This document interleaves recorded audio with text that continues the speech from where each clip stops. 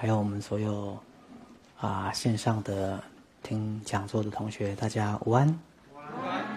是，好，欢迎大家在今天应该是台湾很入冬以来最冷的一天，对不对？好，来这边参加公益讲座。那今天真的是台湾最冷的一天，可是阳光好灿烂哈。对外面的阳光各方面觉得非常的舒服。好，那今天也是一个伟大的日子哈，我们又一个伟人诞生了哈。有一个伟人诞生的，这个伟人叫做Robert Young 哈，我们的智人。好，智人签书会办了吗？还是等一下要签？等会会好，等会哈，等一下在3点的时候这个智人会在外面来帮各位签书哈，签书。好，那刚才智人应该在演讲前已经跟各位大家说话了吧哈。但是演讲之后还是要说一下，是吧？好，来，今天的主题这是工作坊的主题啦哈，自然人内在神性的呼唤，这是等一下3点半到5点半的主题。好，我们现在的主题是活出灵魂的潜能，价值完成哈。好，那我就先从Robert 来讲哈。当然第一个，这本书有提到哈Robert 在这个精神科里面曾经被给予了一个这样的一个诊断了哈。但是我稍微从精神医学的角度稍微说明一下，一般来讲，躁郁症叫它一个我们的称呼可能叫 MDP Manic Depressive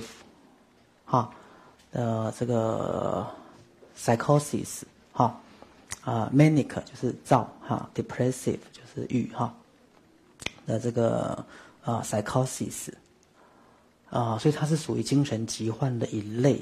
那另外一类，我们也常讲叫做 bipolar 双极，bi 就是2个嘛 ，bi bi 就是双极，叫双极性情感疾患。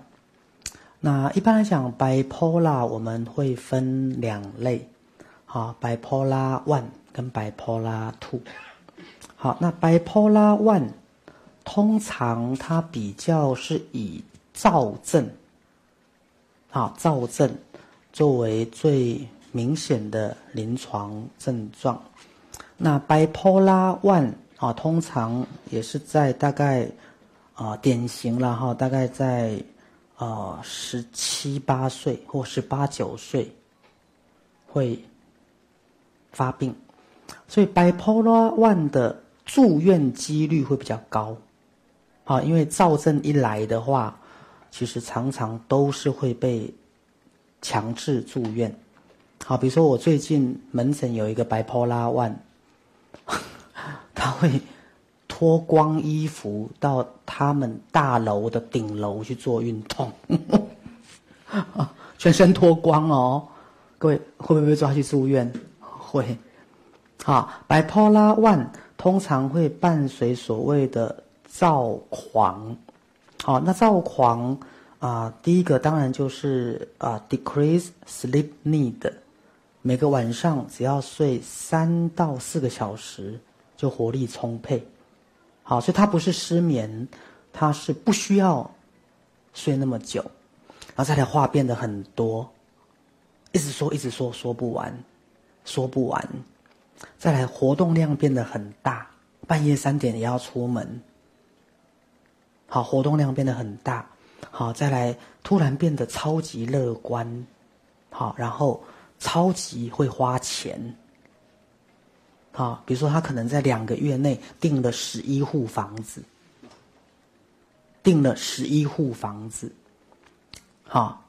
那就是自我感觉良好，甚至有一些所谓的自我夸大的一些 idea， 就是觉得自己很厉害，什么都做得到，就是有点类似赛斯书里面个人实相的本质里面所举例的那个奥古斯都2。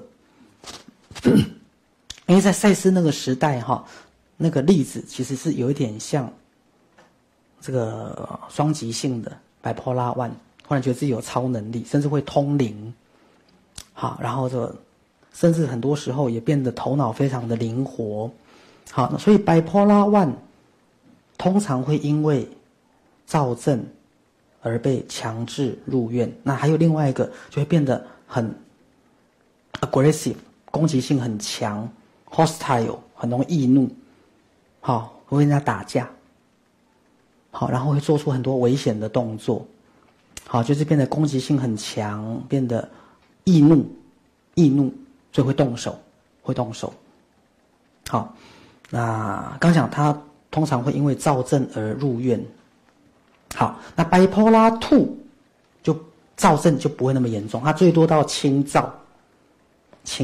那轻躁就是很享受，各位就好，轻躁就会觉得很舒服，然后就变得比较有冲劲，各位，可是他又不会好到越界。那 bipolar 2其实他的临床上比较会担心的是他会掉入忧郁，好，但是因为忧郁而住院的其实比较少，因为躁症通常会被强制住院，忧郁你如果三餐照吃，顶多就躺床嘛，顶多就不出门嘛，顶多这段时间就通通待在家里，各位知道意思？就人家就是甚至以为你在好防疫过程当中就不喜欢出门，好，所以 bipolar 2好不容易住院。那因为它很多时候临床上会比较用忧郁的形式来做呈现，那我们的社会对于忧郁的部分的容忍度是比较高，好，比躁症容忍度高。好，那其实躁郁讲句实话，我觉得每个人都有，我觉得我自己就有啊。说实话，我觉得自己有。简单来讲，等一下我讲一讲，各位你们大概每个人都觉得自己有哈。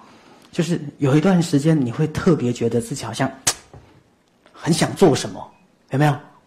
就很想做事，就像有时候你们去参加一些激励课程，有没有被打的鸡血？你知道哈？好像吃了那个大力丸，有没有？都是以前我们小时候看那个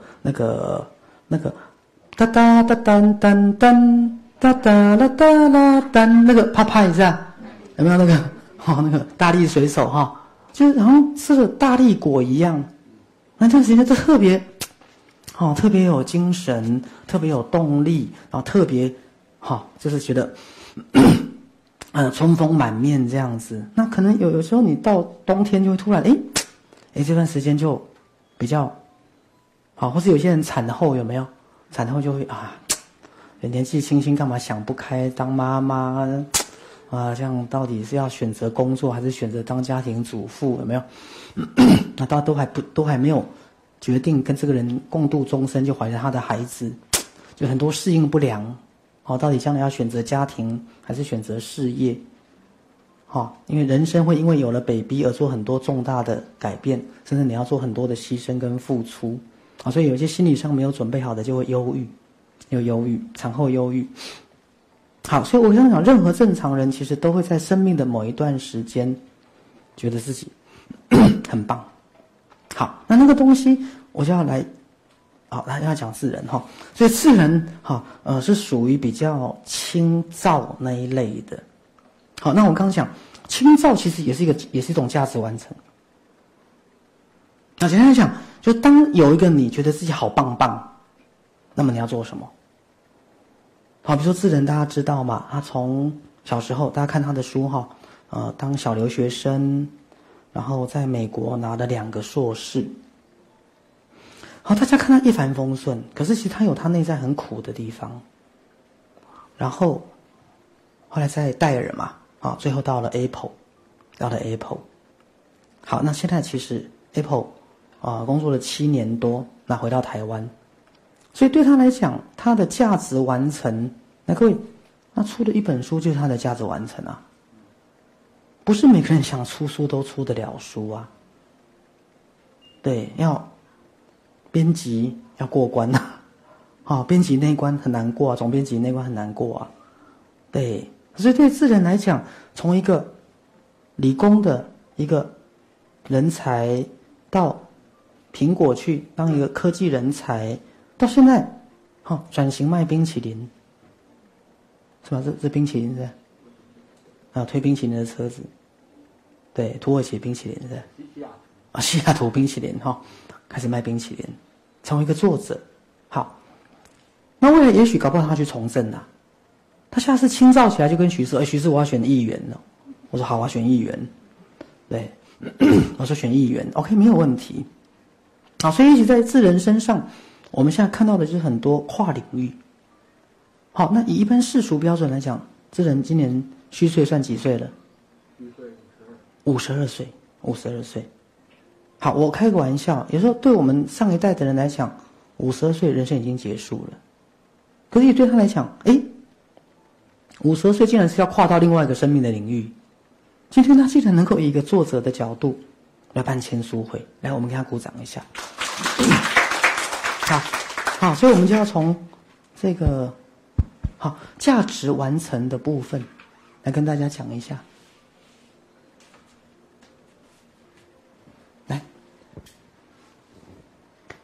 ，OK， 好，谢谢啊。那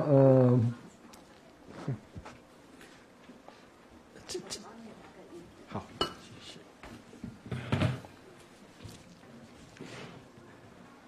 其实我们一般听到价值完成学赛斯之前都会想说，我要多成功。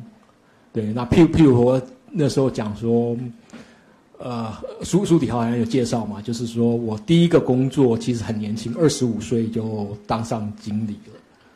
好，那你就会想要更多。那其实那时候你也不见得自己真的那么好。那时候其实是正好因缘巧合，蛮幸运的，因为那时候代工的产业很好，所以公司一下子走掉了20个人，自己出去开公司，所以我前面应该要接经理的人就全部走掉了。对，但是你坐上那个位置之后，你又想说，那我是不是有办法，譬如说30岁就做到厂长，所以你就会想要去追求很多东西，所以就会活得很用力。对，那直到后来我开始学赛斯之后，发现说，其实赛斯在讲的价值完成没有那么复杂，只是说我们怎么把一个精神的事件或是一个想法，把它物质化，就走那个过程。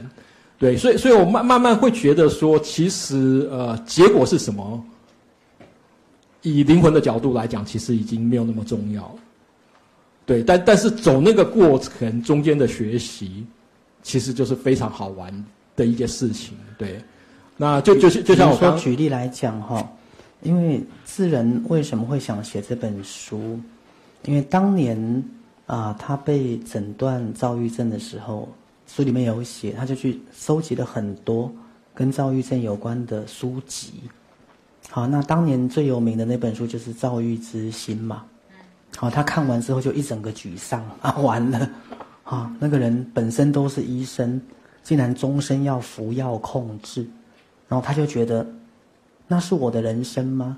所以那时候他就发愿要用他自己的生命当例子，来告诉很多得到躁郁症的人，其实不是只有一条路，不是只有一条路。各位，这就是价值完成，来给他鼓掌一下。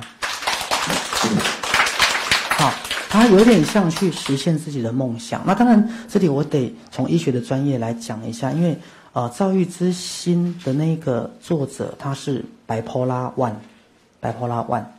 好，其实是有一点不太一样。但是我再补充各位，虽然是 bipolar one， 好，但是我要帮我们另外一个老师打广告。好，那个明奇，蔡明奇，对，他好像接下来这边有开课是吧？有男子轻松聊。什么？男子轻松聊。蔡明奇就是最典型的 bipolar one， 他当年其实每1-2年就要住院1-2次。蔡明奇住精神科的急性病房住过10-20次，他就是最典型的 bipolar one， 就是《躁郁之心》里面写的，就必须终身服药的那一种。各位，可是今天蔡明奇不但结了婚，还娶了我们赛斯的人。所以各位，所以躁郁症要好，方法是什么？要娶有学赛斯的，我要嫁有学赛斯的。各位，他就是最典型的bipolar one，到现在起码至少应该7、8年没有吃药了。可是其实看，这就是我们先鼓掌一下，还是要跟职人鼓掌哈。不但不是终身服药，不但不是每年进出精神科病院，还在我们这边赛斯当老师。你看我们这边赛斯的老师都是精神病出身的，这一点我觉得任何团体一定没有，都是精神病出身的，尤其是许医师，精神科医师当到让人家分不清楚是病人还是医生，了不起对不对？好啦，开玩笑。好，智仁继续说，来，对，好。所以我刚刚讲价值完成，你看，从10年前觉得给大家鼓励，用他自己的生病，真的他做到了。来，继续说。对，其实就像许医师刚刚讲哦，那其实是我太太先接触身心灵，然后介绍我学赛斯，对，娶一个接触身心灵的就对了。对，是。那你们还有要离婚吗？没有了是吧？好了，继续。对。那不过这个东西就是有时候可遇不可求啦。虽然赛斯讲1+1大于7哦，但是有的时候我觉得这个如果缘分不到啦，硬要把它介绍给身边的人，其实有时候蛮痛苦的，对。那也是造成身边人痛苦的一种方法。各位想报复谁，就介绍赛斯给他。所以报复有一天也是会变报恩的。对，来，好，那所以就是说，价值完成这个部分，对，就是你要有一点动力，对，去做一个你想要做的事情。对，那其实写这个书虽然大概10年前就有这个想法。然后陆陆续续做了很多的这些准备的工作，对，然后这个但是写到最后的时候，其实我有点犹豫了，所以到底要不要出这本书，把我所有的秘密啊，那天星期三，这个许医师在那个的时候，就有这个欧洲的学员就马上这个传简讯给我说，你没有秘密了，许医师把你的秘密全说完了。我说我以为我书里都已经讲的差不多，还有秘密，害我赶快要回去这个看说，到底讲了些什么啊？对，那不过我觉得说这个东西既然是价值完成的一个部分啦，而且在脑海中想了10年哦，就是要把它完成啊，对。那这个中间当然主编也来问了一下，说，这个写了怎么样？哦，那其实在去年年底前大概就完成了80%，但是我后来就停掉了，中间大概有6个月就没有去碰它。对，那直到我6月回台湾的时候，那时候这个要关14天嘛，关14天。哦，在那关了那个就有点触发我那个有点清躁又起来了。突然又有能量了，说很快的，大概3、4天就把最后我知道爆什么料。当然啦，最近看到个新闻，高雄的预售屋2个月内每一坪涨11万，他在3个月前买2间，清照多好啊！这是我爆的料，来继续说。对，没有啊，那个我们那栋只有涨4万块了，没有涨到11万。会再涨。对，所以各位清照多好。所以有时候人真的要有点，因为清照的时候就有点像赛斯说的那个英雄式的冲动，那时候你就会比较不顾虑，比较没有恐惧，比较敢冲啦，就说那个感觉很迷人，你知道吗？你其他不要讲，你讲那种清照的感觉，让大家迷人一下啦。那种英雄式的冲动，这个比较重要啦。那清燥到底是什么感觉？那怎么让大家也能够产生清燥？各位，燥就不要了，燥会住院，知道哈？是。啊，燥会很凶，然后会脱光衣服在路上跑，然后燥会这个日夜颠倒。燥不要，我们清燥就好。好，我们鼓励大家清燥。来，清燥是怎样？来跟大家讲一下。不知道大家有没有看过一部电影叫《Lucy》？哦，露西有没有？他那个头脑越来越快。那我在清燥的时候，其实就第一件事情啊，许医师有讲说不太需要睡觉。那其实我最早去挂门诊的时候，是因为我那时候大概连续2-3个礼拜，一天只睡2-3个小时。重点是精神还很好哦，不是说那个没有睡，这样精神人不好，没有哦，是精神很好。来继续说，嘿，是，但是周边的人就觉得你怪怪的嘛，那个真的凌晨半夜3点睡不着，就跑出去这个找个宵夜吃，然后你就静不下了，然后起来拖地打扫整栋大楼哦。半夜3点啊，因为 energy 很多啊，活力啊。是，然后那时候正好在台湾戴尔嘛，就是那后来那时候大概知道这个情况了，然后慢慢学习怎么去运用那个能量。对，那好像确诊后的1-2年，这个那时候还在戴尔的时候，我带领一个团队。17个礼拜把一台笔电做出来，那是业界大概一半的时间。对，你们都可以，你只需要得到躁郁症就行。你们都可以，好，因为那是每个人的本能。得精神病是我们的权利啊。是，你只要有清躁就做得出来。来继续说，嘿。那其实就像许医师讲的，大家都多多少少有情绪嘛。那我自己的体悟啦，就是说，我跟一般人大概最大的不同是，我的那个波啊，因为我学电机的嘛，都有那个波啊，可能我的波往上的时候比别人多一点，然后时间会拉长一点，然后下来的时候，那可能也是比较低一点，然后时间久一点，对。那这个东西就怎么做整合？我如果一阵子看不到他，我就知道忧郁了。我想都很好认，一阵子看不到他就都忧郁了，就是忧郁。对，然后来那个坡继续。是，那其实我印象最深刻，当然就是说那时候就是有跟固定回诊跟许医师在那个。那其实我印象中最深刻许医师的比喻啦，就像那个绿巨人浩克有没有？因为他做科学家的时候，就很害怕，这个也不敢，那个也不敢，这个。但是他变绿巨人很有能量，但是他也是很怕自己变绿巨人，因为他怕如果他掌握不好那个能量，他会毁了这个地球。但是大家喜欢看电影嘛，对不对？复仇者联盟有看过嘛？但是最后拯救地球的是谁？绿巨人浩克，因为他学会掌握那个能量。那我刚刚有讲了，就是说我不敢讲说我完全好哦，那我也不太愿意讲，因为给自己更大的压力，对。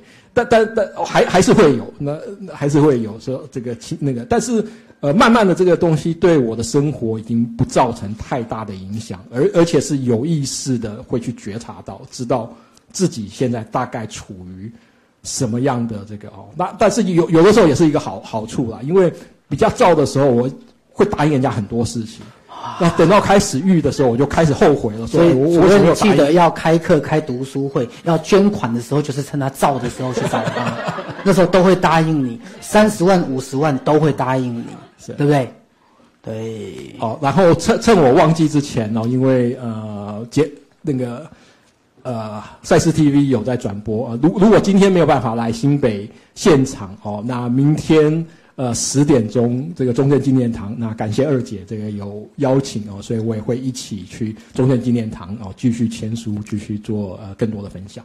好，那我们就谢谢。好，谢谢。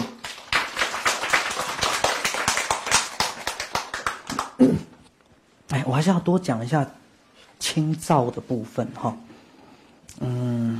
我来举一个临床的案例好了。之前徐师也是有辅导一个个案。那时候来看我的时候，也是处在一个清躁的状态。然后是那个1个小时的諮商。我记得在那个諮商里面，我就觉得为什么我眼前的这个人这么聪明？学士在跟他说话的时候，我终于遇到一个稍微追得上我思想速度的人了。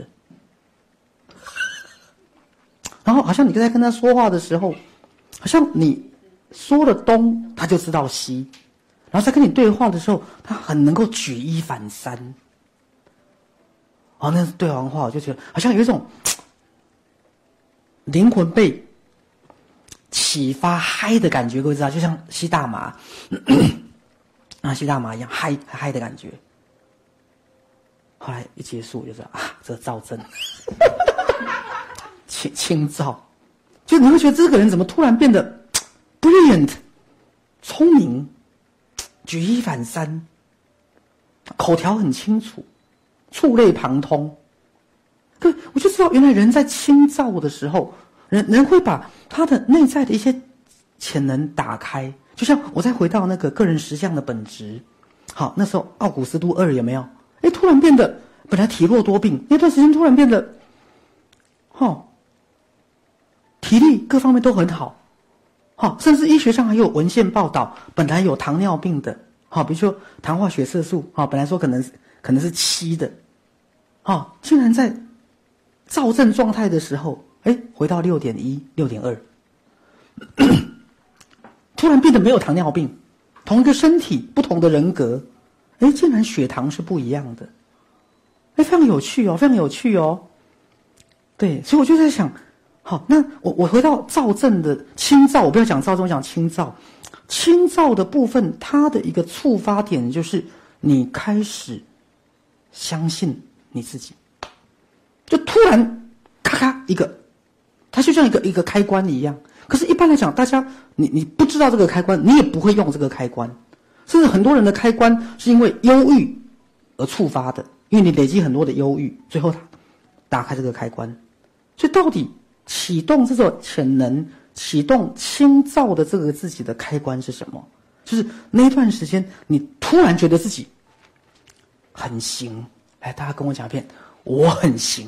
我很行。可是你们很行的这个信念，从你们国小、国中、高中有没有一直被打击？对啊，你渐渐相信你不行啊，对不对？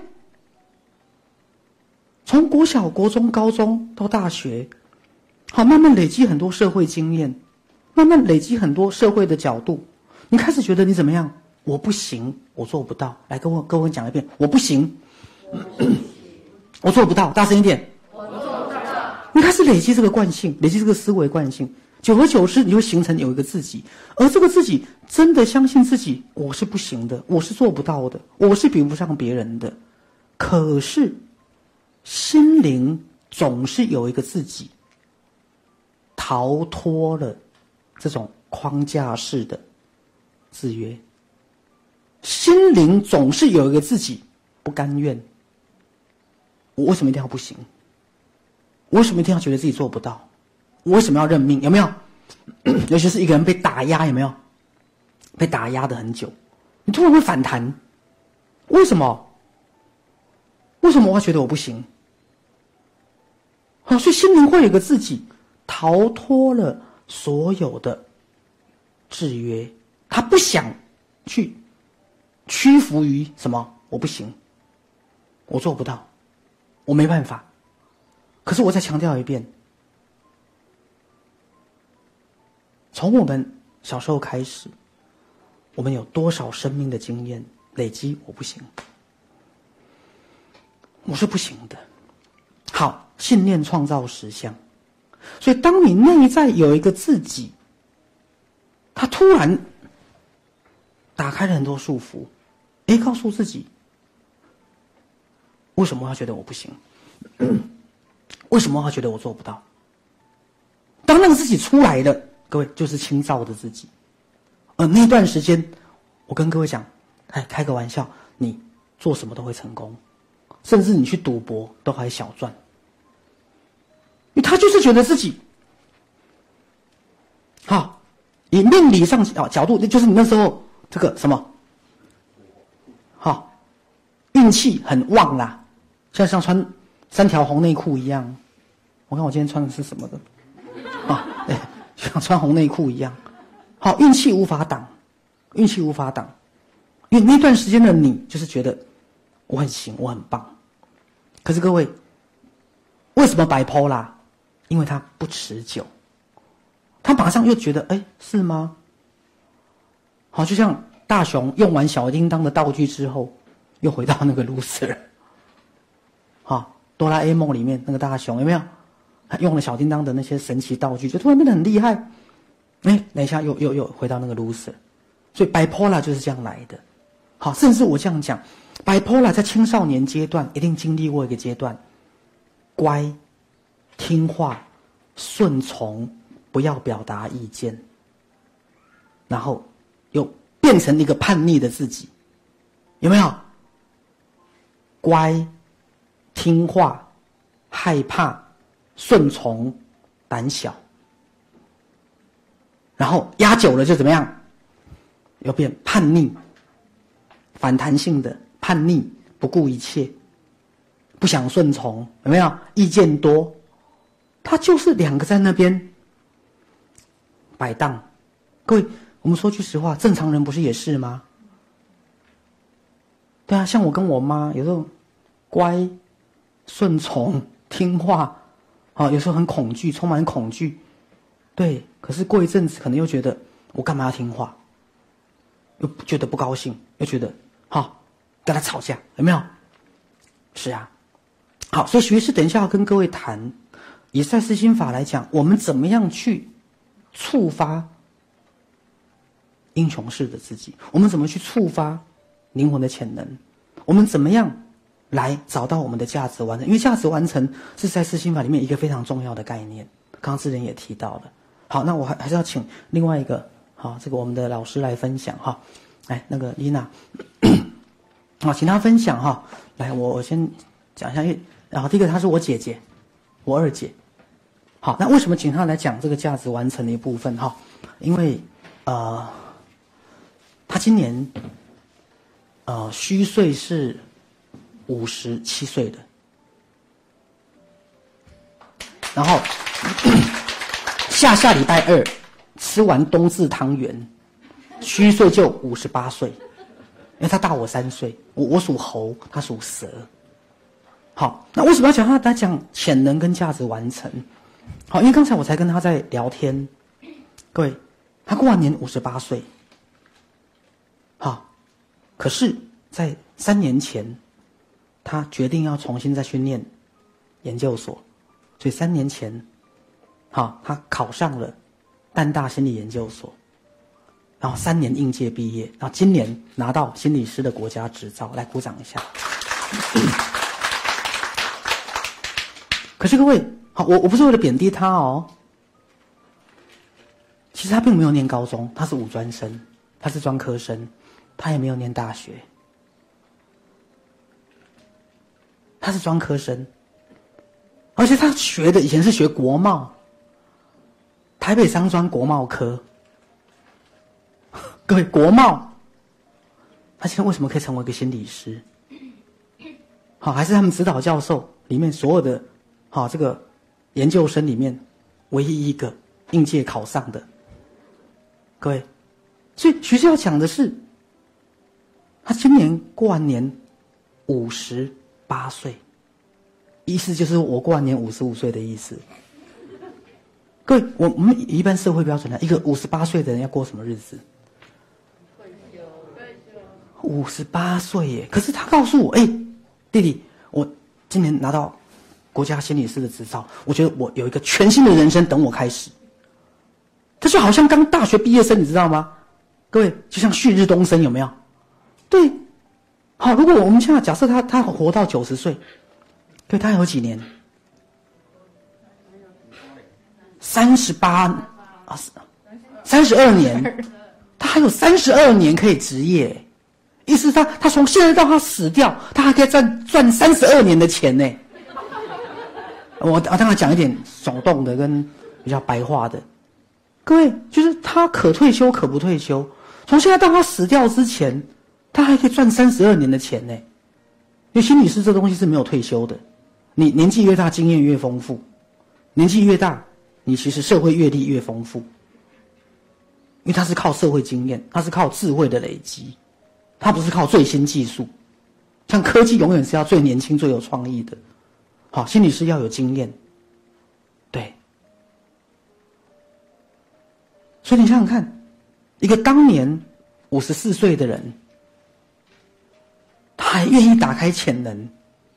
各位，一个五专生，那我开个玩笑，今天如果我用他来鼓励各位，连这样的歪瓜裂枣，好来开玩笑啊，他都做得到，他不是代表我们一般人吗？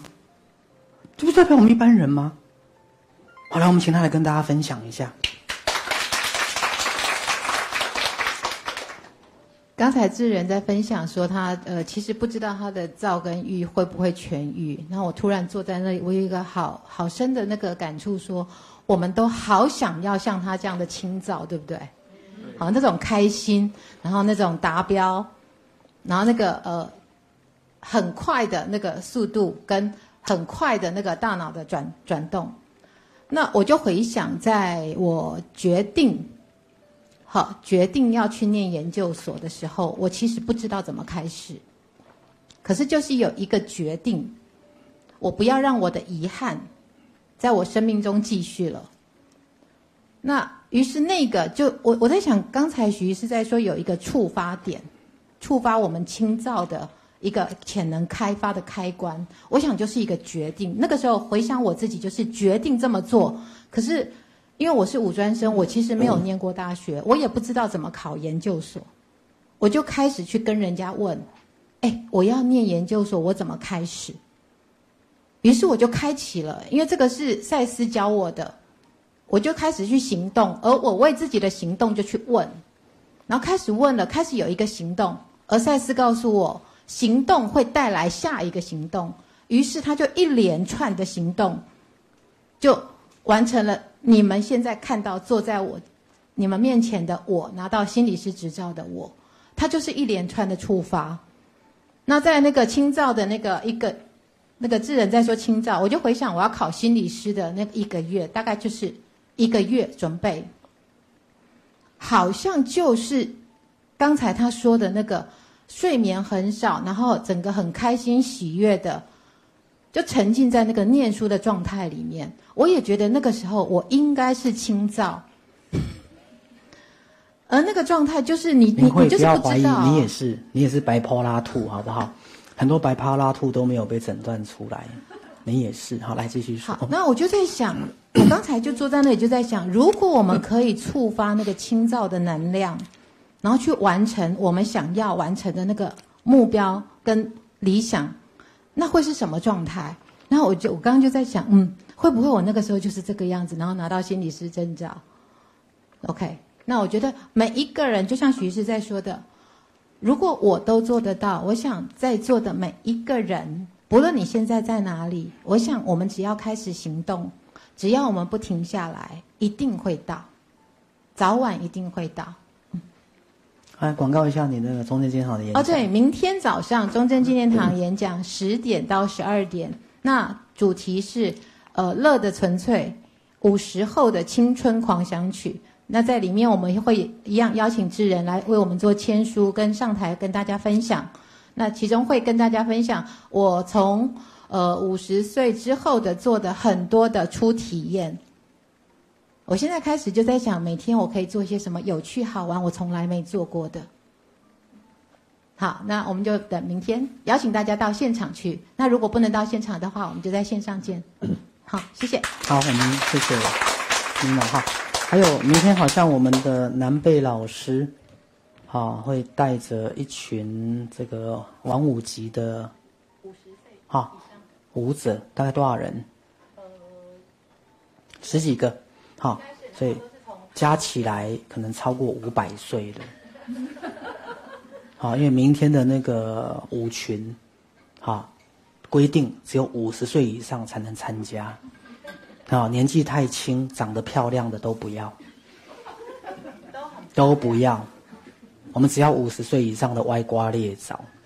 好啦，这笑话，这笑话，然后就让大家看到哈这个不一样的人生哈。来许医师引用因为早上是在赛斯广固是做3阶培训的最后一堂课，许医师讲到心灵跟自我。好，我稍微把这个概念延伸到下午的这个讲座。心灵跟自我最大的不同是，自我会被年龄绑架。自我会被年龄绑架，就是觉得，哎呀，我都60岁了，我要干嘛？对，或自我会被年龄绑架，哎，我都40岁了，或是甚至也许你觉得，哎，有一天你70岁了，哎，我都70岁了。好，所以自我会把过去你眼耳鼻舌身你所 perceive 接收到的关于年龄的 image 有没有套在自己身上？好，因为自我本来就是被困在时间里面的一个意识的状态。好，就像刚刚我们讲智仁，他今天成为一个作家，哎，对，是从52岁开始。而且，丽娜，从一个单亲妈妈，哎，再重新进到婚姻，然后重新再去开展她另一个人生，是从54岁开始。来，各位，你们为什么不可以？反正你们现在也是在混吃等死啊！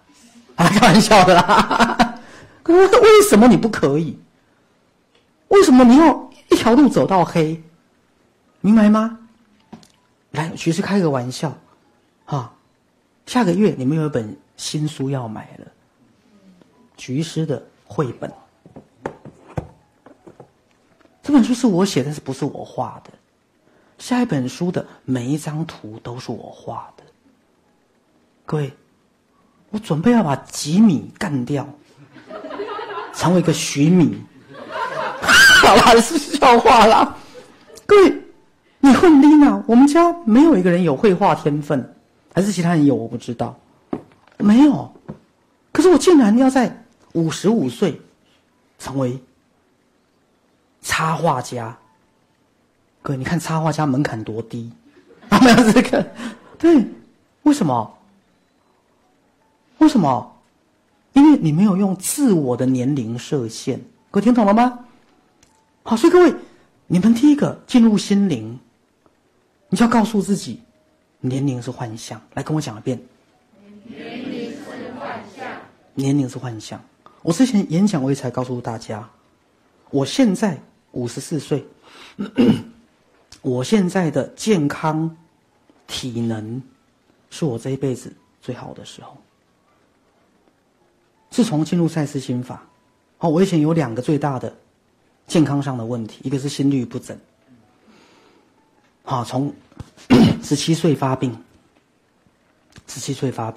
，PSVT， 简单讲，我的心脏先天上多一条神经，我的心脏，我妈妈可能比较爱我，偏心，给我多生了一条神经，所以有时候我的心脏，会走shortcut超捷径，所以我的心跳会从每分钟70几下拉到200多下，200多下每分钟，我的血压会瞬间下降到收缩压40，呈现低血压性休克，然后皮肤变冰冷，冒一颗一颗的那个，不是冷的汗，皮肤是冰的，因为我的血压只有40，收缩压。我送过2次急诊，幸好没有电击，打急救针，心律不整。从17岁，我妈给我多生一条神经。这个病其实医学很简单，去做电烧啊。但是徐氏有很多病人去做电烧，可是内在问题没有解决。这个疾病现在 OK 了。好，我已经很久很久没有发作了。再来，就算现在发作，我都有100%有办法让它下来。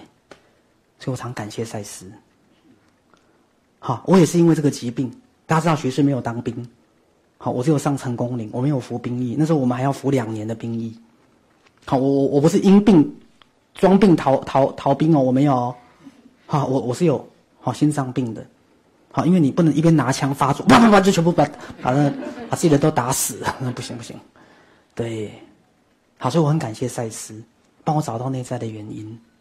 好，这个病真的是不药而愈，不药而愈。